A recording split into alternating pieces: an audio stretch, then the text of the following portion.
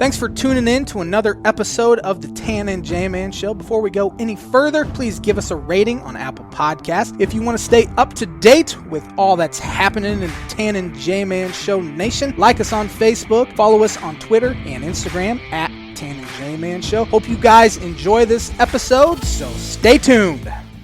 Welcome back to another episode of the Tan and J-Man Show. Unfortunately, we will not be live on the ISC Sports Network tonight, as we have had some technical difficulties, but bear with us. We will be audio only, so you guys are obviously listening to one of our podcast platforms. If you're listening on Apple Podcasts, please give us a rating and review, preferably 5 stars. That really helps us out. Yes. And while we're in the intro, before you get into the read, if you want to buy some Tan and J-Man Show merch and support our podcast, we got a special promo code going on for the whole month of November. That's when you go to checkout on our online store, use the promo code FOUR, all caps, capital F-O-U-R, and you'll get 20% off most items. And you can find the link to our online store on our Facebook page, Twitter page, or Instagram page.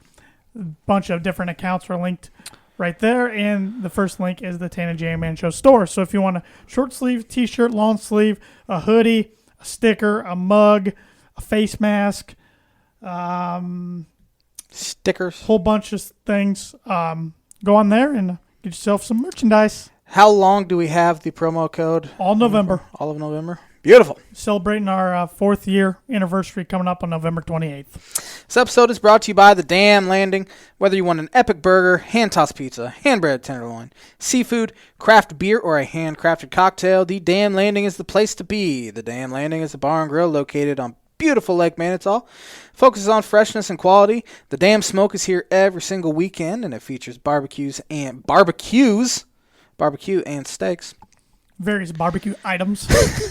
In addition, you can wash it down with one of their 16 beers on tap, including a constant rotation of today's best micro brews and domestic flavors, or a handcrafted cocktail made using fresh ingredients. Take in the fantastic views of Lake Manitou on their beer garden or outdoor bar area. I'm sure it was packed this weekend, this beautiful November weekend. Very true. Whether it be boat or wheels, the Dam Landing is the place to be, located at 1305 Ewing Road in Rochester. And J-Man, you mentioned something about their pizza to me the other day. Yeah, I read on their Facebook page that they are serving pizza again. So always good news when the Zaw's back. Gotta love the Zaw. Nice, gotta love hot, fresh Zaw. Yes. Are you ready for the Birdie Bogey? Let's hear it. NFL related. Oh boy. Last night, the New Orleans Saints took the Tampa Bay Buccaneers and Tom Brady to the woodshed, handing Tom Brady his largest margin of loss in his whole career. Going into last night, what quarterback handed Brady his largest margin of loss in his career? I have no idea. I will give you a hint. Yes. The quarterback was a former number 1 overall draft pick. I have no idea. Well, you get all show to think about it. Birdie Bogey is brought to you by Noble Gnome LLC for fresh, locally grown, nutrient-dense produce from Bryce and Katie Romine of Mentone, Indiana. Like them on Facebook, follow them on Instagram, and check out their website, noblegnomellc.com. Yeah!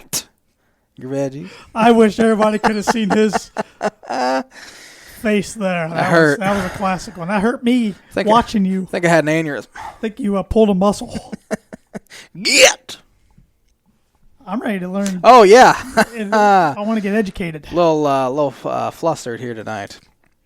On this day in 1950, Chicago White Sox released Luke Appling, who had been a White Sox since 1930. No loyalty. 1961, the PGA eliminates Caucasians only rule. It's pretty important. Lee Elder, who was the first African-American tour player, it was announced today that he will be one of the starters at next year's Masters in April in 2021. Cool. So it'll be not only Jack Nicklaus and Gary Player, he will be one as well. Neato. Yep. Willie Mays was named the National League Most Valuable Player in this date, 1965. Mentioned him quite a bit, it feels like, on the On This Day segment. 1976, Billy Williams was released, ending his Hall of Fame baseball career. Who did he end his career with? I didn't even know he played for somebody other than the Cubs. He played 2 years for this franchise at the end of his career. National League or American League? American League. Oh, great. Let's go with the Baltimore Orioles. Wrong coast. Oakland Athletics. Darn. 1982, the Milwaukee Brewers' Robin Yount wins AL MVP unanimously. Who? You never heard of Robin Yount? No. What the hell is wrong with you? A lot. My baseball knowledge is pretty bad anymore. Dude could rake him. Paul Molitor there? Man. Who? You've heard of Paul Molitor. No, I have not. What in the hell is wrong with you? A lot. You should know this by now. Gosh. It's a bear. I almost want to quit. Start up your own baseball pod. 1982, Sugar Ray Leonard. Who? I've heard of Sugar Ray. Retires for the first time. Gonna knock you out with a Sugar Ray right hook if you keep it up. Let's see here. 1996, Evander Holyfield. Who? Upsets Mike Tyson. Who? I'm gonna bite a chunk out of your ear. An 11th round knockout in Las Vegas to regain World Boxing Association's heavyweight boxing title. I'm gonna have myself a bowl of Oreos. The second boxer after who? Muhammad Ali to win a heavyweight title 3 times. I'm gonna flow like a butterfly and sting like a bee right across your chin. Keep it up. 2008 American tennis star Venus Williams. I know her. Who wins her first career year-ending title, beats Russian Vera Zvyaneria. I botched that last name. That's all we got. It was pretty pathetic. That was weak. On this day. That was weak, but what's not weak is Proforma Print House, who is the sponsor of the On This Day segment every week. If you're looking for a trustworthy, dependable resource for your next trade show, company picnic, or sales meeting, Proforma Print House over 50 years combined experience in promotional products and commercial print. They strive for fast and efficient response to all your print needs. You need to look no further. Let them be your one-source print and promotional company. Give them a call today at 574-210-3815. Masters Week. It is Masters Week. Middle of November. Feeling weird. It's a tradition unlike any other. Except this year. In a year unlike any other. Unprecedented times we are in. But man, Augusta National looks beautiful in the fall. Oh, with the leaves changing. The leaves are all different colors, but the grass is still as green as ever. The sand is white as ever. It looks great, but it's going to be weird. No patrons on the ground this week. It's going to be weird. You get to that final hole. Oh, yeah. If it's real close and there's just going to be no crowd reaction at all. The back nine on Sunday, which, Masters Lure always says the tournament starts on the back nine on Sunday and the echoes get going. There's going to be no echoes out there. But it's going to be strange. Good news for golf fans. We're going to get two Masters pretty close together, November, and then next year the normal one in April. So that's pretty exciting. The PGA Tour did have 2,000 people in attendance last week at the Houston Open, so that was nice to see. But it would have been nice to see a crowd, but it is what it is. Just glad we're getting the Masters. It's going to be very interesting, like we talked about before we started recording, what the ratings will be like, because the Masters will have competition not only from college football, but NFL, which in a normal year, it's usually just MLB. Mm-hmm. So early season MLB, too. It'll be interesting, but of course with daylight savings time and it getting darker earlier, they got to get done pretty quickly on Sunday, so the CBS games are all late afternoon games. All the 1 o'clock games are Fox only this week. Nance will not be calling an NFL game. He'll be doing the Masters. Tony Romo gets the week off, too, not calling any game. Wow. He's making $17 million a freaking season, and he's not even calling 17 games. I bet he would rather call the Masters himself, too. He's a golf nut. I'm surprised they might have him on as like a correspondent. He wanted to do some little golf broadcasting when he signed with CBS, but I don't know what happened there. But I'm looking forward to it. It definitely doesn't feel like a normal Masters week, but at least we are getting one in 2020. Feels like forever ago since Eldrick Tiger Woods won the Masters last year. Feels like it's been 10 years. But I don't even know why I have to ask this. But who are you taking, J-Man? This will be the J-Man's Book It prediction of the week. Rory McIlroy will absolutely win it this year. He finally kicks the door down. Book it. He gets that Grand Slam. He gets the green jacket. Gets the green jacket for the first time. The Irishman is going to win it. You can take it to the bank. It is supposed to be a pretty wet week down in Augusta, which will make the course really soft. So it's going to play in favor of the lawn hitters. Interesting thing is Augusta, usually it's whoever plays the best with their second shots usually wins the tournament. So you want to pick a good iron player or a wedge player. Roy's one of the best ball strikers in the world. That's why a lot of people are picking Justin Thomas to win. But I'm going with the guy I've been saying for the last 2, if not 3 months, Bryson DeChambeau. He was the winner of this year's U.S. Open. If he can keep his driver accurate, even his 3-wood accurate with that length, he might be able to tear this golf course up. And my God, if he wins the U.S. Open and the Masters in the same year. Pretty good. Yeah, but it should be fun. I'm, of course, hoping my guy Ricky's in the mix, but Ricky's been playing so bad as of late. Maybe something will click. Really don't have my hopes up, but maybe this is the year. Maybe. No expectations. Maybe he comes in and does something, but it's going to be a fun week regardless for golf fans and for sports fans. It's nice to have a lot of sports to watch this weekend. J-Man's Book of Prediction of the Week brought to you by Indiana Farm Bureau Insurance Agent, who I'm sure is extremely happy because of Notre Dame's win on Saturday. Travis Watchering for life, home, auto, renters, business, workers' comp, and farm insurance. Contact Travis at 219-869-4561. His email is travis.watchering@infb.com. And I'm sure Travis would be ecstatic if Justin Thomas won. He's a big Justin Thomas fan. Loyal listener and viewer of the show, Ryan Olsman, responded to our Twitter question earlier today, who everybody thought would be putting on the green jacket at the end of the week. Ryan said Justin Thomas. So appreciate you listening every week and appreciate you interacting with that question. Like a better college football team, though, please. And we appreciate you buying some Tan and J-Man Show merch. So, but I want to get all the nice words in there before we get to the college football segment. But yeah, really looking forward to the Masters. Got to be a fun late week and weekend. But speaking of the Irish got a huge win. Yeah, against a team that was extremely beat up. No starting quarterback. But really, their true freshman, whose name I'm not even going to attempt to pronounce, played really well. So they're going to be solid the next couple of years, no matter what. They have another guy that's going to be a top 10 or so pick, I would say. He was the number 3 overall prospect, who not even going to attempt to. What's his first name? Is it DJ or JD? I think it is DJ. Now that you say that, so that's at least a little normal. But yeah, huge win for the Irish. Clemson really screwed themselves over with their time management at the end. They had a bad offensive penalty that stopped the clock, and then Travis Etienne, who's been there 1,000 years, ran out of bounds. He could have forced Notre Dame to take their final timeout. But Notre Dame got it done. DJ Ulagalale? Ulagalale? Ulagalale. That's how I'm saying it. Ulagalele. Yeah. Yeah, he's going to be a good one. I can honestly say I watched about 3 or 4 plays of this whole game. It was probably the best college football game we've had to date. Yeah, sounded like it. Went to overtime. Double overtime, yeah. It was just a really good college football game. Then we had the fans storming the field in the middle of a pandemic. That was interesting. Yeah. Wow. I was surprised by that. Mm-hmm. How do you let that happen? I mean, security guards, do your job. I know there's tons of students there. There's about 10,000 people in total, but I think all 10,000 were on the field. Yeah.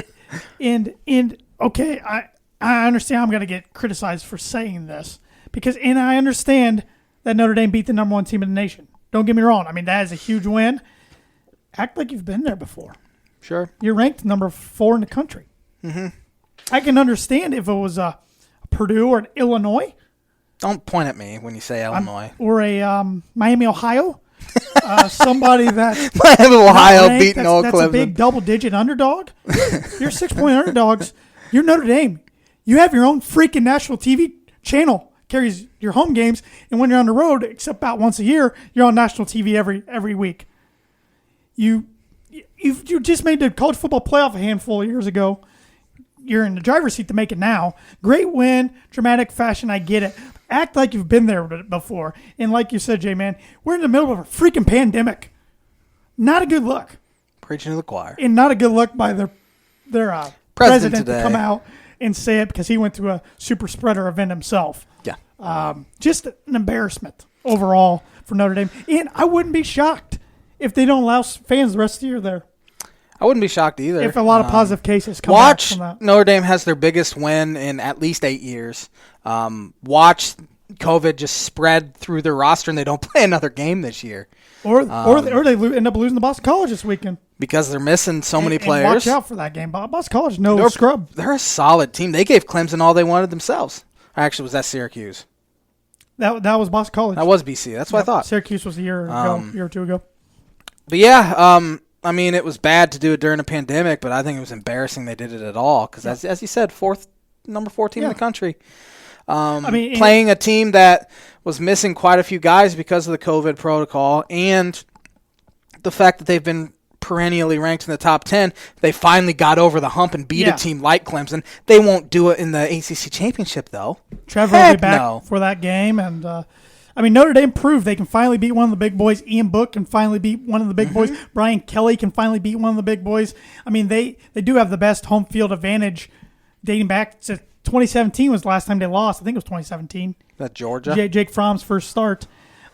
So they're on quite a streak. Don't get me wrong; they're probably not going to lose another home game this year, but I was baffled just to see that sight, and I'm sure I'm going to get my phone blown up. Some of my own family, Matt Skura's he's a loyal listener, huge Notre Dame fan. He texted me right after the game the other night. I'm sure he's going to blow up my phone right when he listens to this on Spotify. White Sox and Notre Dame. He's always got something to come at me with. But I was just baffled to see that. But good win for the Irish, not taking that away, but act like you've been there before from a program that honors their tradition and is still living in 1988. So Brian Kelly hadn't been there before. No, and he even told his players before the game, if we win, the fans are going to storm field. We need to get out of there.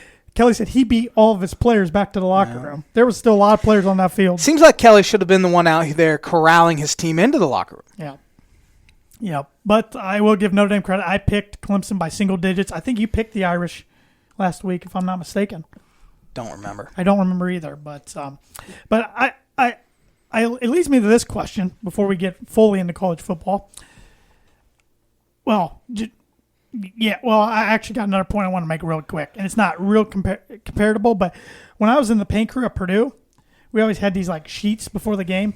We were told we're not storming the court no matter what, because we expect to beat whoever was coming into Mackey, even when I think we were ranked 10th or 11ish, and we beat the number 1 Buckeyes in the nation. Didn't storm the court. You just expect to beat. When you're a good program, you expect to beat your opponents coming in no matter the ranking. But leads me to the question I wanted to ask. As of right now, is the state of Indiana referred to as a college football state? As of right now? Yeah. I mean, Notre Dame will obviously always be a football school. Oh, absolutely. I would still put money on Purdue's basketball team being better than their football team this year. I would not. I could see Purdue football still. I mean, I know they're 2-0, but I mean, you look at their wins, and that's not. I mean, they have to beat who they play. They played the worst team in the Big Ten, beat them by 7. Yeah. Iowa's a pretty good win, but they started out 0-2, then just demolished Michigan State. I don't know how their schedule sets up. It's nice that they don't have to play Wisconsin. Can I read your schedule real quick? Sure. Northwestern, which will be tough this week, at Minnesota, Rutgers, Nebraska, Indiana. At Indiana. They couldn't ask for an easier schedule on paper. Yeah. To try to win the West. But I would still say they lose 3 games. Yeah. Where's Nebraska at? I don't even know why I asked that every week. Purdue. It's at Purdue. I could see him win. I could still see him losing 3 games, which is still a really good season. Yeah. But anyway, I would say Indiana football is a lot better than their basketball at this point. Well, and I bring that up because, I mean, last year, if the tournament would have happened, Indiana was going to get in. I think Butler was going to get in. Yeah. In a lot of years, that's kind of been the norm for the state of Indiana, only getting about 2 teams a year in. Yeah, and it's usually Purdue, Butler. Notre Dame. Notre Dame's had some good years. Indiana hadn't made the tournament. Ball State, Evansville, 16. Indiana State, Valpo. I mean, they obviously have to win. You have more schools in basketball, of course, but right now, I mean, if Purdue has a good season, I would say it would be a football. I think people will still view basketball like I'm sure the Indiana football fans are ecstatic, but they're just as looking forward to the basketball. A lot of their fans are fans of their basketball program and Notre Dame football. So they're conflicted. They don't know what to do. Yeah. They've never been in a situation where Notre Dame is number 2 and Indiana is number 10. I really wish they'd play each other. They've only played each other like once. Yeah. It's in the 80s. It'd be a good matchup this year. I still think Notre Dame would beat them by at least 14. But it'd be a good one this year. Credit old Thomas Allen there. He can recruit. He's been recruiting. He knows what the heck he's doing. He's arguably right now put together, assuming their season continues to track the way it is, the best back-to-back football seasons maybe ever at the University of Indiana University. I don't know their history well at all. Of course, they hadn't beat Michigan since 1987, 88, and they beat them on Saturday. I would say if they continue to win, say they lose 1 or 2 games, which I think they'll lose probably 2. They're not beating Ohio State. That's in 2 weeks. Could be game day at Ohio State again. Could. Who's Indiana have this week? At Michigan State, but the Big Ten's so topsy-turvy this year. It's going to be interesting. I said last week, or I said 2 weeks ago, let's see how they can handle coming off a big win over Penn State at the time, who's now on 3. And that's another thing. Their opponents are combined record 2-7. But once again, you got to play who you're playing. But it's different because they're Penn State and Michigan.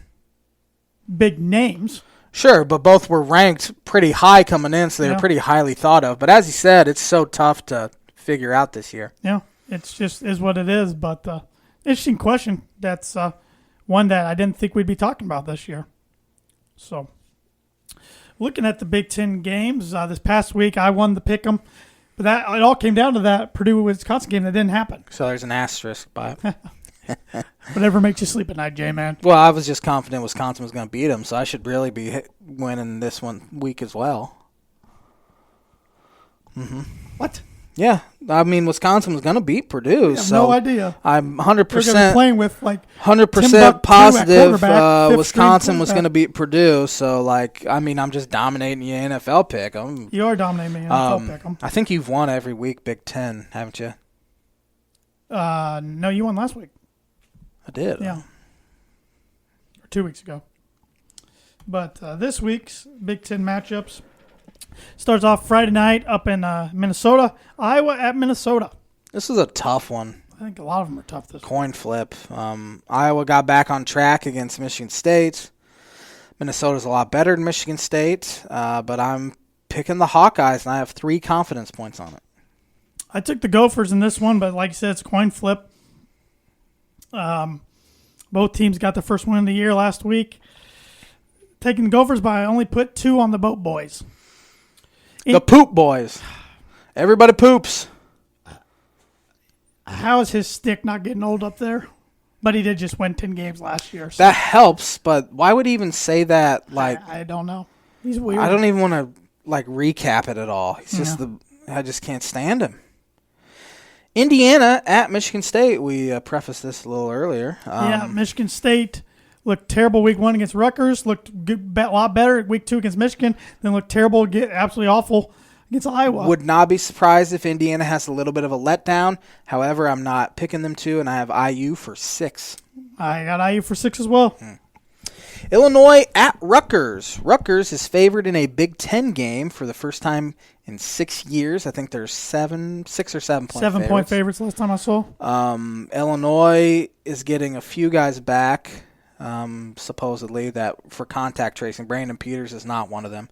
So it sounds like they're going to start Isaiah Williams, who was their 5-star quarterback from 2 years ago. But give me Rutgers for 5. I got Rutgers for 5 as well, but it's a coin flip. I can see it going either way. Really, every week's a coin flip, and you have to put high numbers on some. It's so equal this year. It's pretty incredible.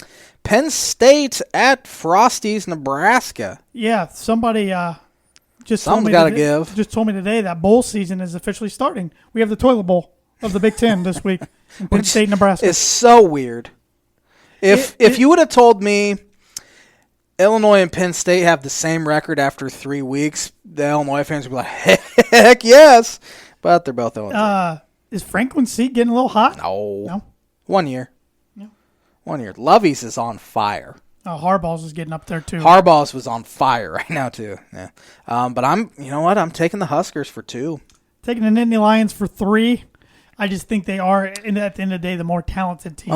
But when you start at 0-3, though, I don't know if their team will just stop. Well, the loser of this caring. game, I think, is in deep trouble. Yeah. I mean, I think Penn State's already in deep trouble because they still have Ohio State. They lost Ohio State. They lost Ohio State already. They still have Michigan. Well, yeah. Forgot they played Ohio State. I haven't watched college football this year, man. I mean, they just got trounced at home by Maryland, yeah. Who got beat by 40 week 1 to Northwestern, and then they did beat Minnesota thanks to the kicker missing the chip shot. The tongue of Iloas, man. He's playing well since week 1. Yeah, I'd take Nebraska for 2. Ohio State at Maryland. Maryland, cool story, 2-1, beat 2 teams that we thought would be really good coming in. But Ohio State's too much. Justin Fields has scored more touchdowns than he has incompletions. 11 passing touchdown, 2 rushing for 13, 11 incompletions. I would argue to say he is one of the top 3 greatest quarterbacks to ever come out of the Big Ten. It's only his second year. He wasn't good enough to start in SEC.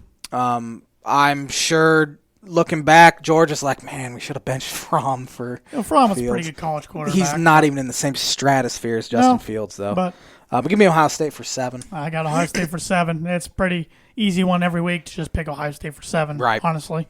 Wisconsin finally gets to play this week at the reeling Michigan Wolverines. Wisconsin finally figured out, we got Mertz and Wolf back this week. Both of our backup on our third string. We can play now, guys. Nah, the cases are down to about 3 now. So yeah, it was still spreading last week at this time. Yeah. I'm taking Wisconsin. Defense is too good for 4. I don't even remember what Wisconsin's team looks like because they haven't played in like a month. And they didn't really play anyone. But Michigan's really, like you said, but if they don't come out fighting this week, I'll be shocked. I'm taking Michigan for 1. Yeah, Michigan, Harbaugh needs it. And Wisconsin had to play this week. If they didn't play this week, they were out of the Big Ten Championship. For the Big Ten West crown. Poll leader. Just kidding. Northwestern at Purdue. This is a pretty interesting one, though. It's a nighter, which these teams have played three night games in the last 4 meetings. Here's a weird stat. Purdue has not beat Northwestern in Ross State since 2007. They've won in Evanston a couple times, but they haven't won since 2007. Wouldn't shock me if number 4 is finally in uniform for Purdue this week. We'll see. Rondell Moore. Pretty good indications coming out this week that might be the case. Looked like it was actually going to be the case last week, but no game. I'm going with my heart this one. I'm taking Purdue for 4. Give me Northwestern for 1. I'm not picking Purdue until they play Rutgers. And that's the only time you probably won't even pick them then. I might not, depending on how Rutgers looks here. Got major Purdue hate anymore. I hate Purdue football, man. I don't know why. We're not even good. Talk about them all the time. Have to hear about how great Jeff Brom is. I am a season ticket holder. It's annoying. And when you get any damn coach after Daryl Hazel, anybody's going to look nice to your program. I don't know why I hate them. I used to not hate them. Now they're my least favorite team in sports. Wow, that is major. Well, Notre Dame football is pretty. Indiana basketball, then Notre Dame football are my least favorite. I was rooting harder against Notre Dame than I would Purdue. I would root for Indiana football over Notre Dame. Interesting. Wouldn't even think about it. I can't wait to have that matchup in South Bend next year. It's been too long. I want to pick a few top 25 games. Yeah. Don't need to pick a ton, I guess. I'm sick of picking the Coastal Carolina games of the world or the Liberties. If my phone cooperates, stupid iPhone update. Hugh Freeze knows what he's doing, though, man. Dude, he's good. He might jump back and do an SEC job. Vandy, look at Vandy. How about Tom Allen? Well, maybe not this year because I don't know what jobs, if any, really will open up. But in the next coming years, if he keeps doing good at Indiana, primarily a basketball school, even though we were just saying that Indiana right now is a football state, will Indiana have to pony up and pay to keep him from jumping to a bigger school? Heck yeah. This job's not open right now, or I don't think it's going to come open by a Tennessee or something. Yeah, they'd have to pony up. Mm-hmm. Mike Canes at the Hokies in Virginia Tech, coming off a really heartbreaking loss where they run a block kickback for a touchdown, but I forget what the call was. Oh, they called a timeout beforehand, and Liberty gets a chance to kick another field goal, and they nail it. De'Aaron Keene looked awesome against NC State Friday night. He's up there. I think he's one of the top 4 favorites for the Heisman right now. But give me the Hokies. Name the spread on this one. Virginia Tech, 2.5. That's right on. Woo! I thought Miami'd be favored because they're ranked 9th. Georgia at Missouri. Georgia was disappointing to me. I thought they would come out and pounce on Florida. And Florida, Kyle Trask, man, he's the real deal. But they bounce back and get the win over Missouri. Yeah, give me Georgia. Notre Dame at Boston College. Be careful here, Irish fans. I still think you get the win, but you're going to win by about 10 points. Notre Dame, 12.5-point favorites. Give me Notre Dame. I just think they're too good for BC. USC coming off a miracle win, down 13, scoring 2 touchdowns late to win it against Arizona State. Traveled to, I think this is in Tucson, Arizona. Herm Edwards' team did not play to win the game. You play to win the game. Give me USC over Kevin Sumlin and the Wildcats. I forgot someone was there. Give me South Clay Helton California. needed that win the other day. Yes, he did. Texas A&M at Tennessee. A&M, Jimbo's got them ranked 5th. Jim Bob. Give me the Aggies. Yeah, Tennessee 2-4. I think they came into the year ranked, not going. Yeah, well. yeah. Guess what the spread is on the Alabama LSU game? If it happens, LSU's got a big outbreak in COVID. I'm gonna go like 27 points. 28. Man, you're on fire today. I wish I could bet that good. Yeah, no kidding. Give me Bama. Yeah, Alabama easily. I won't be shocked if that game doesn't happen though. Oregon travels to Washington State.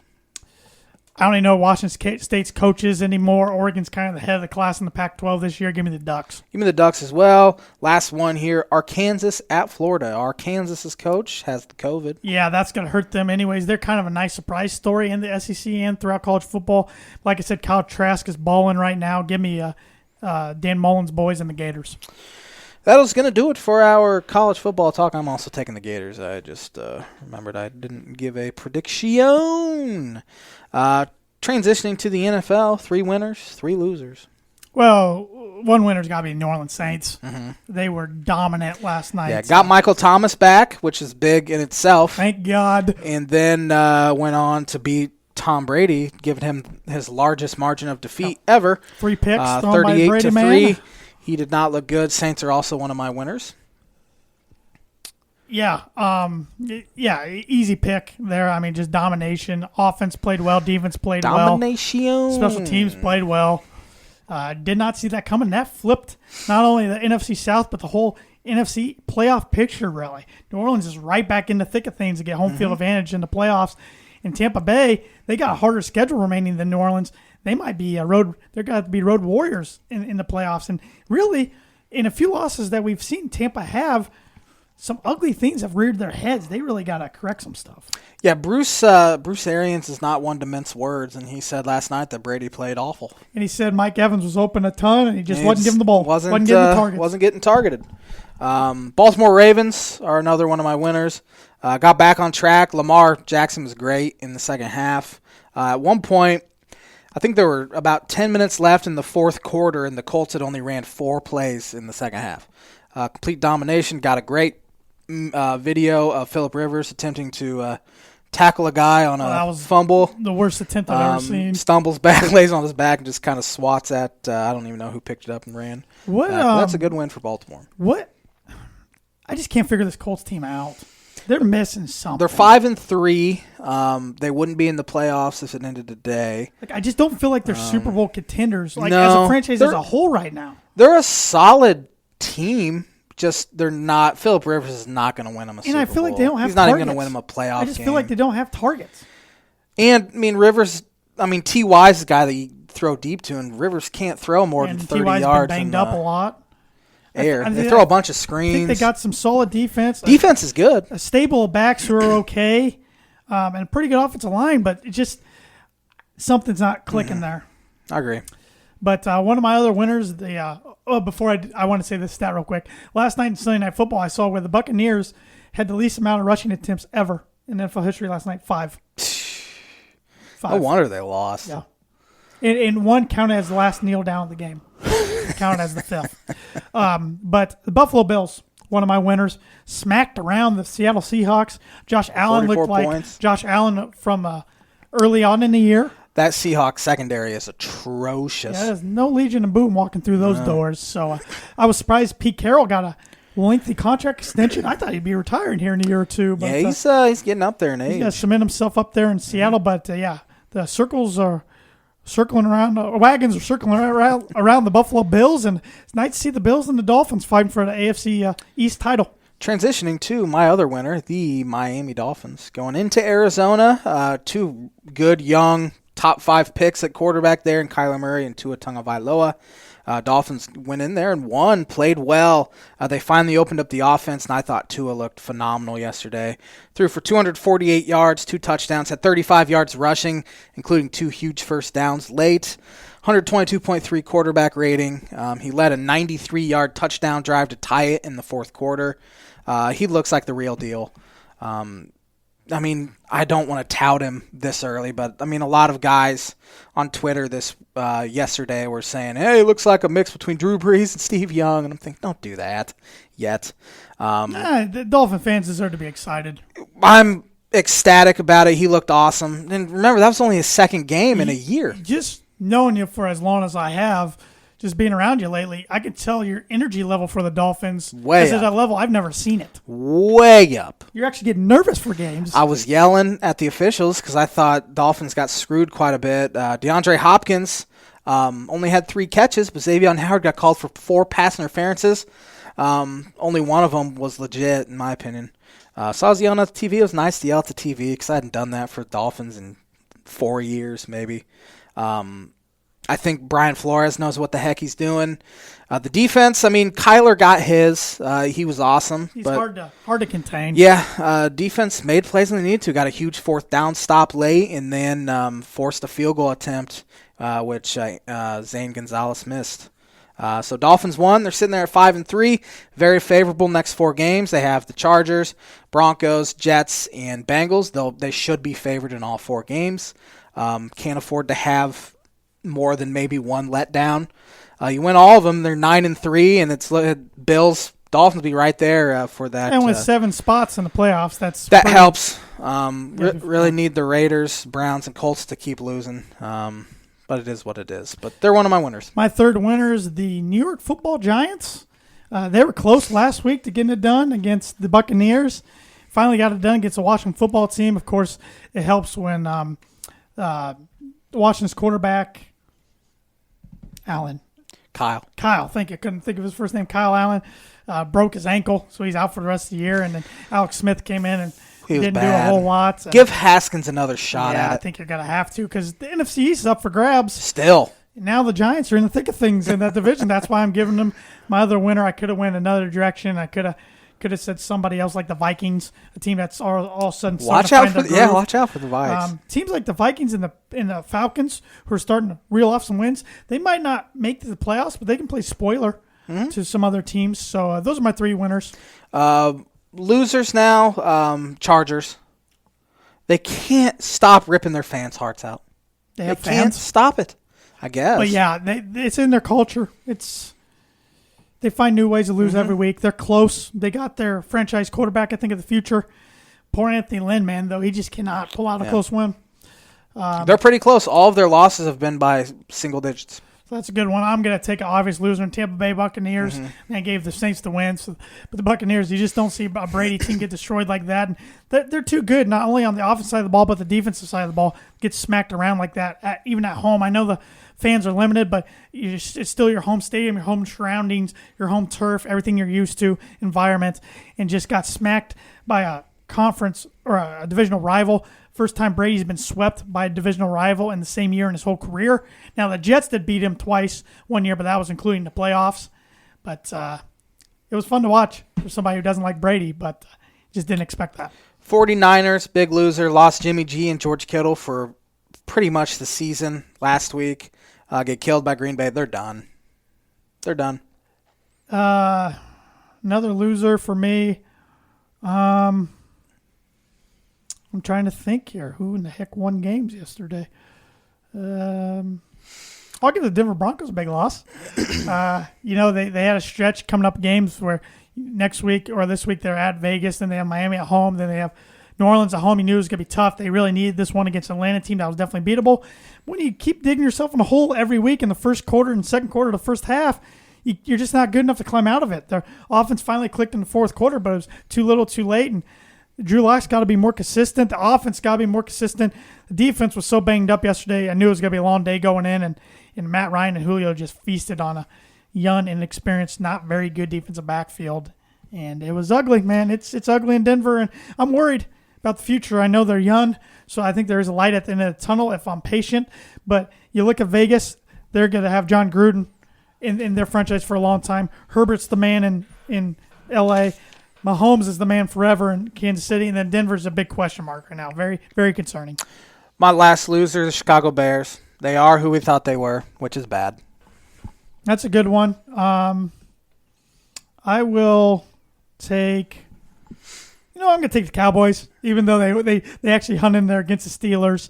But America's team just bad things keep happening to them. CBS is a loser for choosing to put that game on instead of Kyler versus Tua. And I know it has everything to do with ratings. Because those are two of the bigger fan bases in the nation. Still. So, yeah. I mean, the Cardinals played one of the best games of the season to date. Yes. And guys missed out on it. It's 10 picks.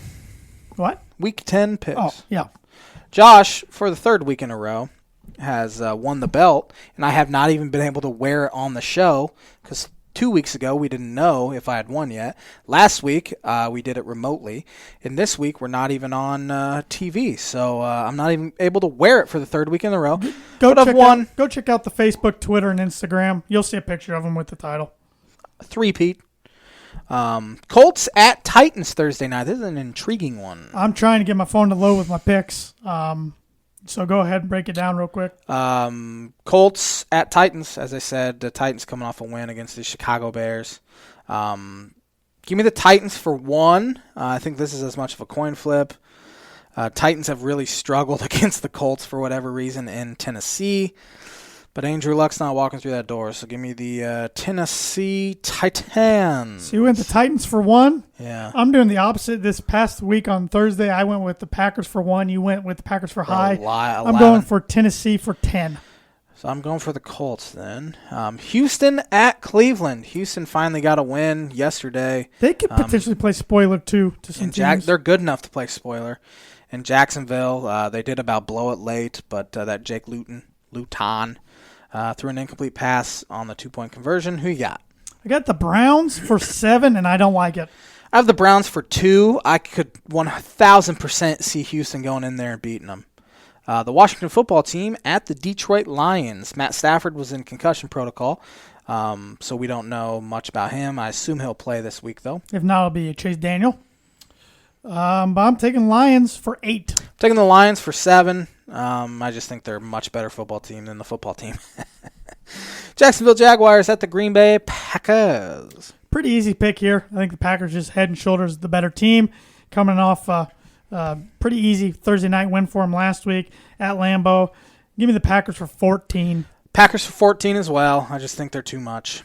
Philadelphia Eagles at the New York Football Giants. Interesting little NFC East matchup here. Giants should have got them in Philadelphia. Will the winner of this game win the division? Yes, I would say no. If the Giants win it, I don't think they're going to win the division. I think it's the Eagles' division at 6-9-1.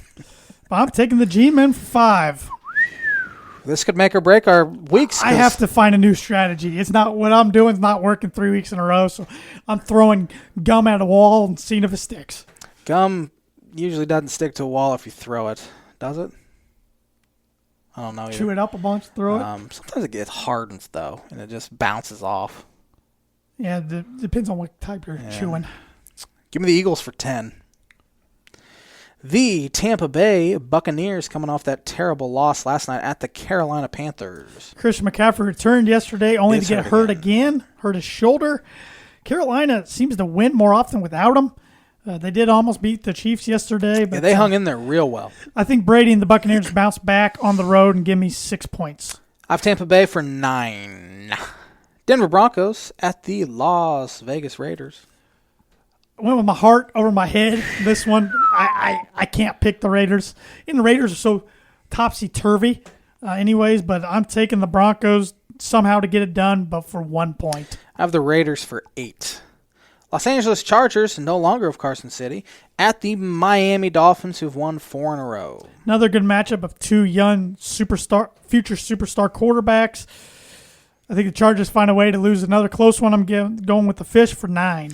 I have the Dolphins for 11. I think it will be very, very close, though, because I think the Chargers are like a pretty good team. They just haven't found a way to win. Hopefully, this is not the week they do.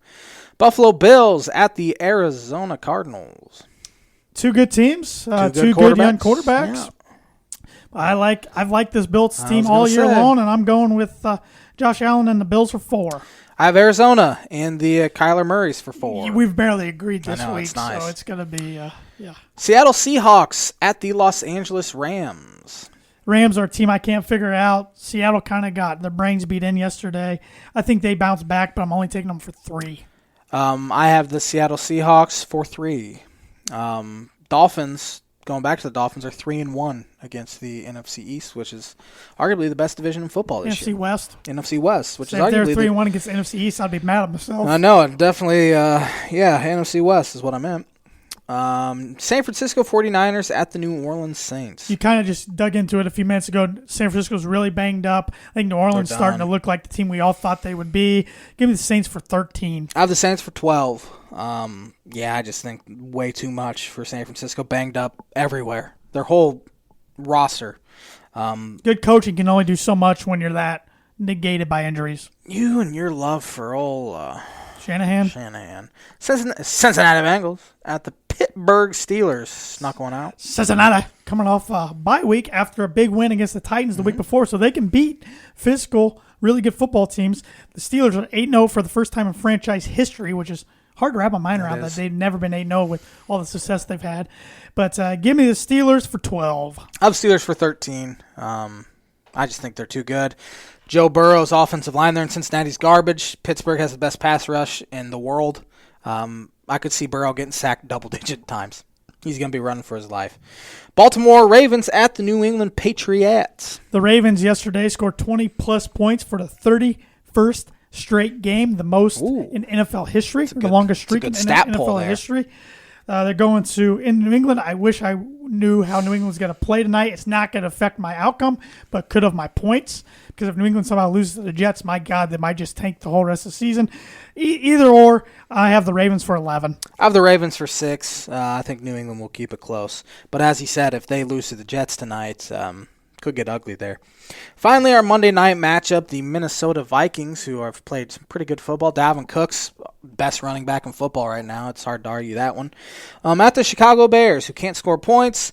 I think it's getting late pretty early for old Matt Nagy. I think if they miss the playoffs this year, he's donezo. Yeah, they definitely have quarterback problem. Doesn't matter which one they put in, Nick Foles, Mitchell Trubisky. Heck, they signed Kyle Sloter today, old Northern Colorado boy, to the practice squad. We could even see him make an appearance later this year. You never know. Heck, they should just try to go ahead and draft DJ from Clemson, even though he's a freshman. He's start him right now somehow if they can. But I think the Bears keep it close, but until they can score enough points, I just don't see them pulling out a win. Vikings for 2. I'm taking the Vikings for 5. It's going to do it for NFL. Did you want to hit on college basketball at all? I think we can do that when we do our college basketball preview. College basketball preview will be in 2 weeks. College basketball tip-off's almost here, and we don't know the Big Ten schedule at all. That is fun. The AP poll came out, and we have 7 Big Ten teams in it. Most ever. Yeah. So, looking like it's going to be a pretty deep conference this year. Yes, it should be. A lot of good players returning. College basketball is going to be the weirdest it's ever been this year. Yeah, it's going to be strange. I think it'll be more strange environment-wise than college football. But teams should be, finalizing their non-conference schedules if they haven't already. And I think the Big Ten will be releasing the Big Ten schedule sometime this week. Birdie Bogey question going into last night's game, which ended up being Tom Brady's biggest point margin loss of his career. Going into that game, what quarterback had given Tom the biggest loss of his career? Former number 1 overall pick? Former number 1 overall pick. I literally have no idea, so I'm just going to pull a name out of my ass. Mike Vick. It's a good guess, but once again, Mike Vick is not the correct guess of a Birdie Bogey. Hold on. Even though you got a bogey, I'll give you a few more guesses. If it's Carson Palmer, I'm going to murder somebody. It's not Carson Palmer. Okay, good, because that was the other one. Eli. No. Cam Newton. No. It's not Sam Bradford. I can't imagine. This guy is not in the league anymore. Not in the league anymore. Okay, number 1 overall pick. When was he taken number 1 overall? Like in the 90s? Yes. I can't. Not Peyton. It's not Peyton. It's not Peyton. I was going to say if it's Peyton. I know you're taking a guess there. Number 1. Is it Bledsoe? Drew Bledsoe. Huh, interesting. When he was a Buffalo Bill. Interesting. The guy he replaced. Yep. 31-0. It's kind of funny. Bledsoe actually came into my mind right away, but I never thought there's no way. I was surprised to find out he was the number 1 pick out of Washington State. It's a good. Yeah, I knew he was number 1 overall pick. Well, that's a good question. Yeah. Forgot he was a Bill. I just remember him Patriot Cowboy. Yeah, I remember him getting lit up on the sideline. Then we had 20 years of terror from Tom Brady. Yeah, and people don't remember. Bledsoe came back in and won them a game late in the year when Brady was struggling. What could have been? But they decided to go back with Brady again the next week. Brady might be out of the league if Bledsoe never gets hurt. Yep. For shame. Yep. Never meets Giselle. I don't wish that upon the guy. I mean, that's a pretty good grab there, Tom. But yeah, it's pretty solid. Yeah. Wrap it up there, J-Man, for episode 208 of the Tan and J-Man Show. Thanks for listening to the Tan and J-Man Show. What episode was that? 208? 208. Have a great week, everybody. We'll be back at it next Monday. Buy some merch with our promo code on teespring.com. 20% off. Promo code 4? Promo code 4. Is it FOUR, all caps. Get 20% off most items. Hopefully, fingers crossed, that we'll be back on the ISC Sports Network. But thanks to all you out there in Tan and J-Man Show Nation for listening to this week's episode. If you're listening on Apple Podcasts, please give us a rating and review. It really helps us out amongst the other sports podcasts out there. So yes, sir. So stay healthy, stay safe, and stay sane, and we'll see you next week.